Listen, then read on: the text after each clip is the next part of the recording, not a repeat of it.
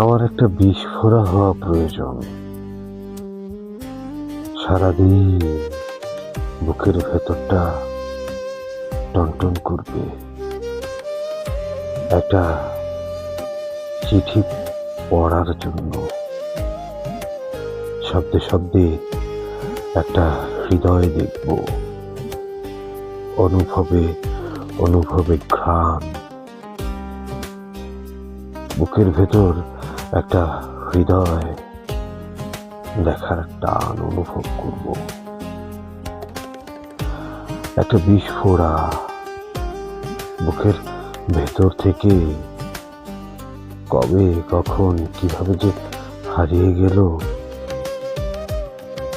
আমি সারা জীবন লিখব উপশম পাবার জন্য।